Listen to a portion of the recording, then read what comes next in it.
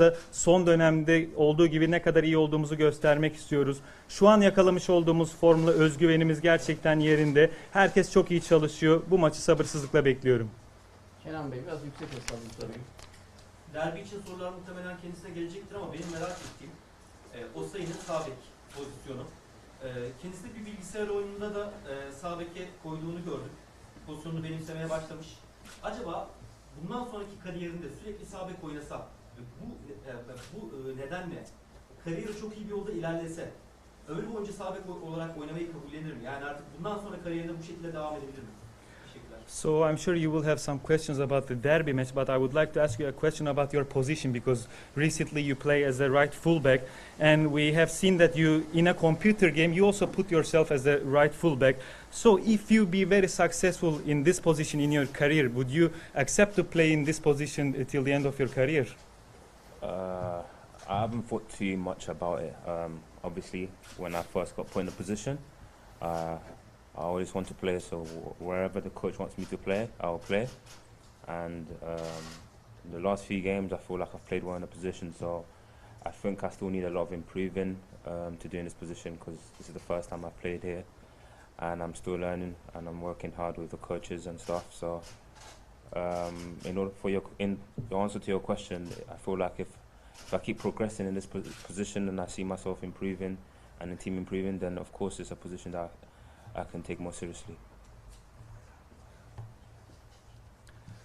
Açıkçası bu konuyu çok fazla düşünmedim. Tabii ki ben oynamak istiyorum. Benim için hangi pozisyonun olduğunun bir önemi yok. Hocamız benim nerede oynamamı isterse ben her zaman elimden geleni yaparım. Son maçlarda dediğiniz pozisyonda oynadım. Hala da gelişmem gereken bir pozisyon bu. Çünkü ilk defa kariyerimde bu pozisyonda oynuyorum. Öğrenmem gereken çok şey var. Bunu da kendimi geliştirmeye çalışıyorum. Hocalarımızın da yardımıyla öğrenmeye çalışıyorum. Geliştiğimi de hissediyorum. Takım da gelişiyor. Eğer tabii ki bu pozisyonda daha iyi olursam daha ciddi alabilirim bu pozisyonu.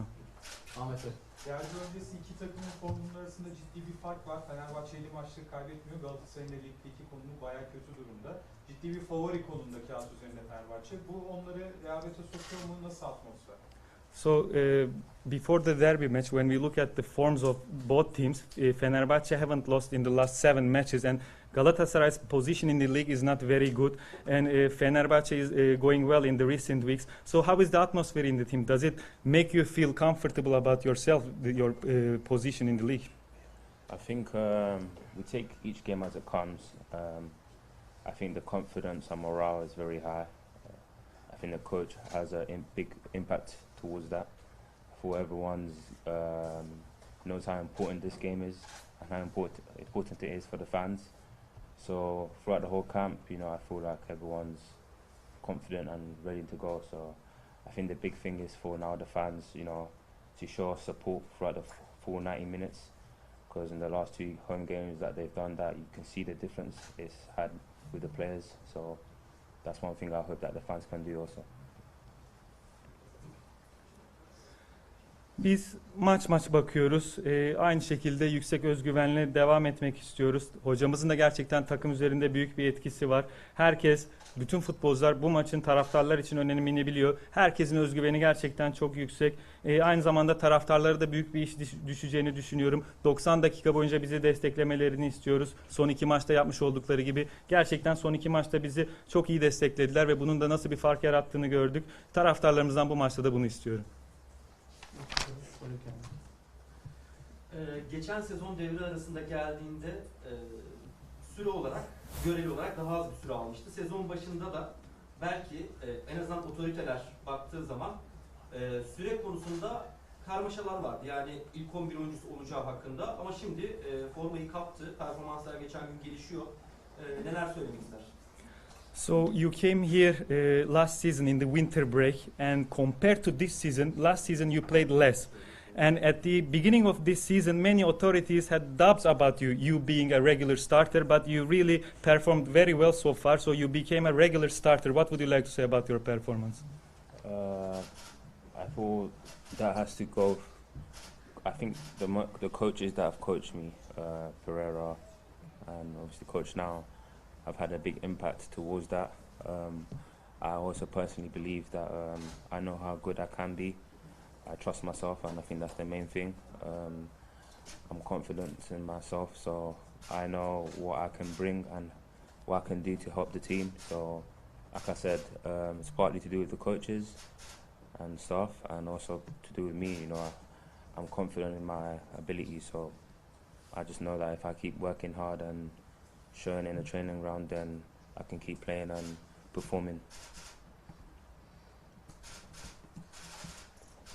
Bunda hocalarımızın da etkisi olduğunu düşünüyorum. Hem Pereira hocamız hem de şimdiki hocamızın muhakkak benim üzerimde çok fazla etkisi oldu. Aynı zamanda ben kendime çok fazla inanıyorum. Neler yapabileceğimi ve ne kadar iyi olabileceğimi çok iyi biliyorum. Bu konuda özgüvenliyim. Takımıma yardım etmek için neler yapabileceğimi çok iyi biliyorum. Yani aslında performansında hem hocalarımızın da çok etkisi oldu, hem de benim kendime inanmam, özgüvenli olmamın da çok etkisi oldu. Biliyorum ki bu şekilde çok çalışmaya devam edersem oynamaya devam edeceğim.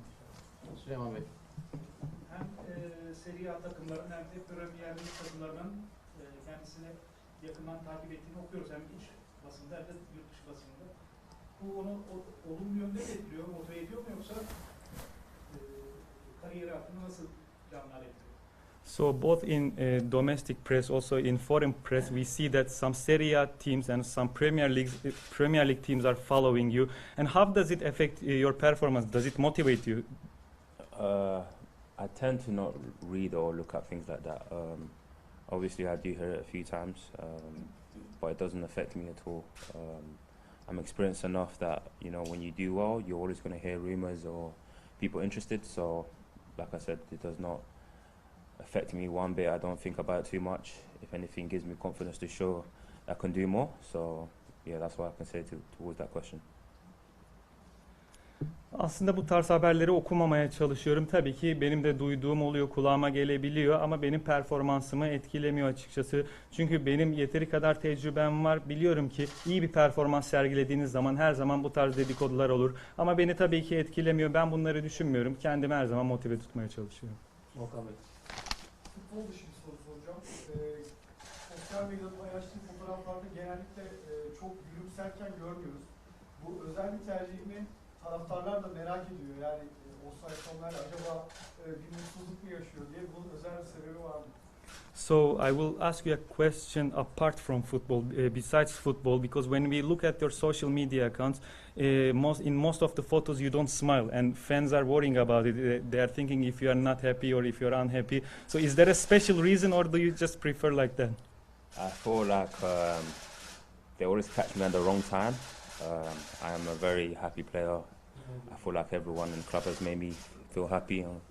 So yeah, I've seen messages, I've seen rumors about me not being happy or me being alone. But the club have literally made me feel so welcome from the moment I've come here. So no problem towards that. I just feel like I said, every time I take pictures or it's on social media, it's always at the wrong moment. So that's all I can say. Aslında şunu düşünüyorum, çok yanlış anlarda fotoğrafa yakalanıyorum. Çünkü ben gerçekten burada çok mutluyum. Bu kulüpteki herkes beni gerçekten çok mutlu ediyor. Bana da bazı mesajlar geldi, bu tarz dedikodular duydum mutsuz olduğuma dair. Ama ben buraya ilk geldiğim andan itibaren gerçekten çok iyi karşılandım. Hiçbir problemim yok. Dediğim gibi aslında fotoğraflarda hep yanlış zamanda yakalandım. Fenerbahçe Galatasaray derbileri taraftar desteğiyle ön plana çıkar genelde. Sadece Türkiye'de değil, dünyada da dikkat çeker bu. Burada taraftara vermek istediği bir mesaj var mı? Bir de şunu merak ediyorum. Sezonun belli bölümlerinde taraftar maç devam ederken siz futbolcuları protesto ettiği anlar oldu. Ama son haftalara baktığımızda bu protesto tamamen kendini maçın başından sonra desteğe döndürmüş durumda sizin iyi performansınızla birlikte. Bu konuyla ilgili de taraftara bu maç üzerinde bir mesaj vermek isterim. So when we look at this derby match between Fenerbahçe and Galatasaray, in all those matches in the history, the support of the supporters have been very crucial and it was very prominent. So would you like to give a message to the fans? Also, the second question is that this season in some matches the fans protested the team in some moments of some games. So, but as the team started to win, now they support the team for 90 minutes. So would you like to give a message to the fans? Like I said previously, I feel like the fans are literally the 12th man, and they play such a big role in the derby this weekend. and I feel like if they can show support throughout the whole 90 minutes, it will really help the team, really give players like myself confidence to express myself. So that's all I can say about the fans. Just be with us. Even there's going to be times in the game where we're not doing so well, or that's when we really need them. And I feel like if they have their presence throughout the whole 90 minutes, then it will have a big key for us to win. So yeah.